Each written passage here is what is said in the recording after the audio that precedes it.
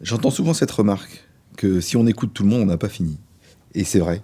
C'est vrai parce que quand on écoute, notamment quand on écoute largement dans une organisation, on va avoir beaucoup de demandes, des gens qui vont demander des choses. Et si on met toutes les demandes bout à bout, c'est infaisable. La petite subtilité, c'est que ce qu'on écoute, c'est pas ce que les gens demandent, c'est la bonne raison. Donc, c'est-à-dire la raison qui concerne le bien de l'organisation, qui est sous-jacente à cette demande et qui la motive. Elle vient pas du premier coup, ou elle n'est pas forcément attrapée au premier abord.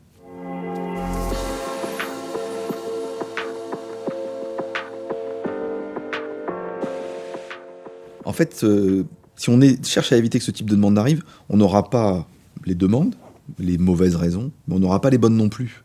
Donc en fait, le principe, c'est plutôt, c'est de ne pas chercher à ce que ça n'arrive pas, mais c'est plutôt de faire le tri dans ce qui est dit et dans ce qui est exprimé.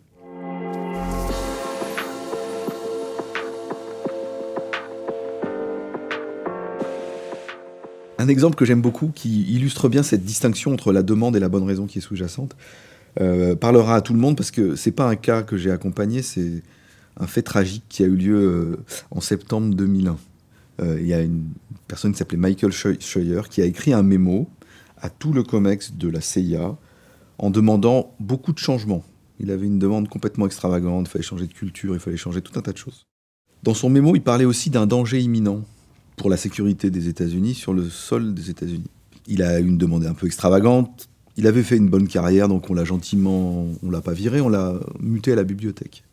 Cet homme qui avait fait cette demande extravagante, il était responsable de la Alex Station. Alex Station, c'était la cellule spéciale de suivi d'Al-Qaïda qui avait été montée 10 ans avant par la CIA, de manière très professionnelle. Il y avait 30 personnes, et ils étaient vraiment pas loin d'avoir trouvé les attentats du 11 septembre. Et en fait, qu'est-ce qui s'est passé ? Il a fait une demande extravagante, Michael Scheuer. Du coup, il n'a pas été écouté. On s'est dit, mais c'est un blaireau, qu'est-ce qu'il nous veut, ce type ?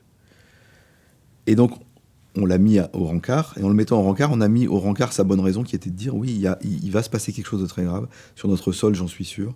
Et il avait quelques éléments qui permettaient de se dire qu'il fallait faire quelque chose. Sa demande extravagante disqualifiait sa bonne raison. Donc ça, c'est de son côté, mais du côté des dirigeants, on peut dire ils n'ont pas écouté la demande extravagante, ils n'ont pas cherché à comprendre ce qu'il y avait dessous, et donc ils se sont privés d'une information majeure à la fois pour la sécurité du pays, pour leur propre carrière, pour l'organisation, le bien commun en général.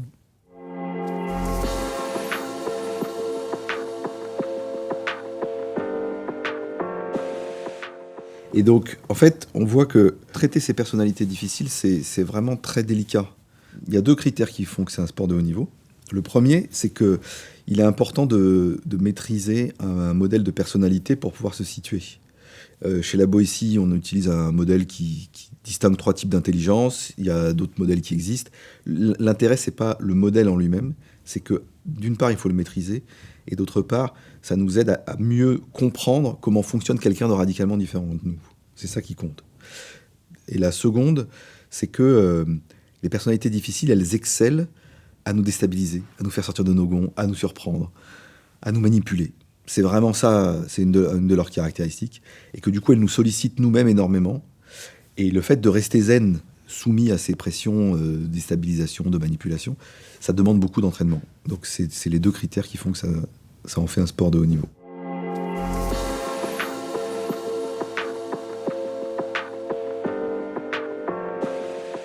Si on écoute tout le monde, on écoute toutes les demandes, on ne peut pas y arriver, on n'en a pas fini, il n'y aura pas de direction, ça va être impossible.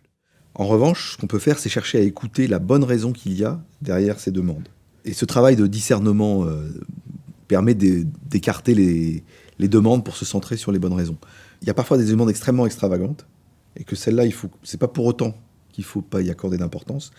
Ces demandes extravagantes, elles sont souvent le fait de personnalités difficiles, et gérer des personnalités difficiles pour discerner justement quelle est leur bonne raison, c'est vraiment un sport de haut niveau. Pour ceux que le cas intéresse, il est disponible en téléchargement sur le site chercherlesbonnesraisons.com.